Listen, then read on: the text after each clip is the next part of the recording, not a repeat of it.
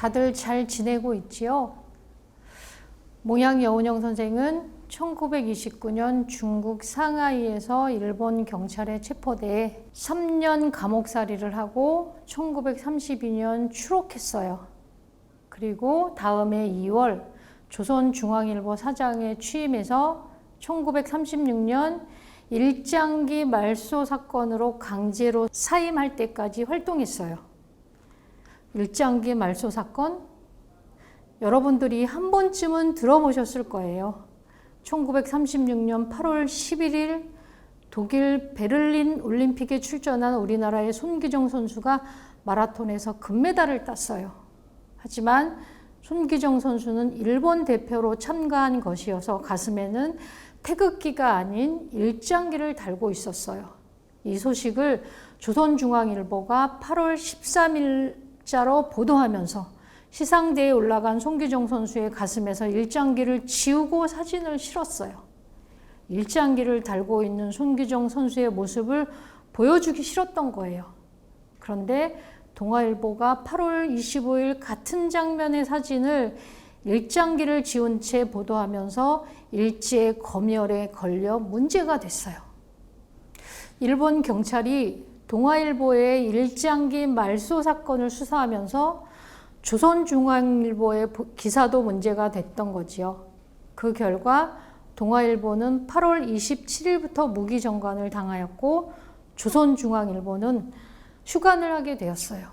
얼마 후 사장 여운형은 조선총독부의 강요로 사임하였고 다음에 조선중앙일보는 폐간되고 말았어요. 동아일보도 송진우 사장이 강제로 사임하고 기자들이 일본 경찰에 붙들려 가서 곤욕을 치르고 신문사에서 쫓겨났어요.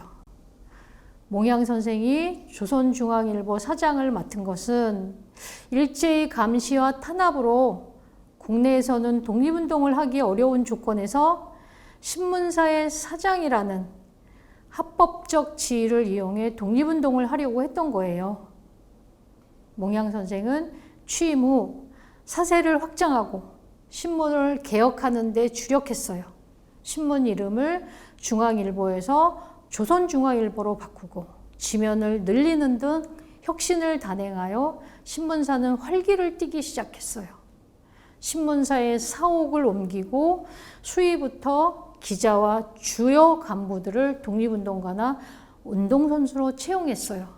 그리고 날카로운 시선으로 일제의 정책들을 비판하는 기사들을 게재해 기사가 압수당하고 삭제되는 일이 많았어요. 몽양 선생은 조선체육회 이사, 조선축구협회 회장, 조선농구협회 회장, 서울육상경기연맹 회장, 동양권투회 회장, 스포츠여성부락부 고문 등등등 체육단체 임원을 맡아 활동하면서 신문사 후원으로 각종 스포츠 대회를 개최했어요. 스포츠는 일제의 눈을 피해 민족의식을 높일 수 있는 좋은 수단이라고 생각했던 거지요. 조선 풀 마라톤 대회, 조선 중등학교 빙상 경기 대회, 전 조선 축구 선수권 대회, 중등학교 대항 유도 대회, 권투 대회 등을 개최하여 스포츠를 통해 청년 학생들에게 민족의식을 고취하려고 했던 거예요.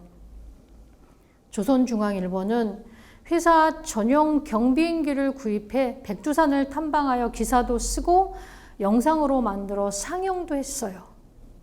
아산에 있는 이순신 장군의 황폐해진 묘소를 정비하는 등 우리 역사와 관련된 일들을 지속적으로 알리면서 독자들에게 나라를 찾아야 한다는 것을 잊지 않도록 했어요.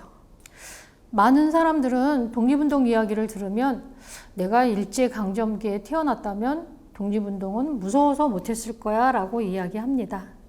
그렇지 않습니다.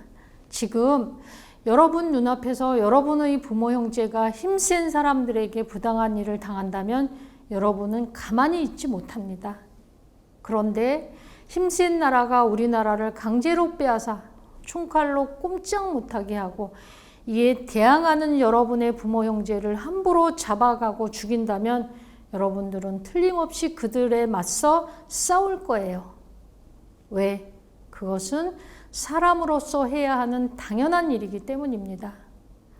몽양 여운형 선생님을 비롯한 우리의 독립운동가들은 사람으로서 해야 하는 당연한 일을 하신 분들입니다. 여러분들도 각자의 처지에서 사람으로서 해야 할 당연한 일을 한다면 훗날 독립운동가들 앞에서 스스로 당당할 수 있을 거예요. 자, 우리 다음에는 마지막으로 만능 스포츠맨이었던 몽양 여운형 선생님의 이야기를 알아보도록 하겠습니다. 다시 만날 때까지 안녕.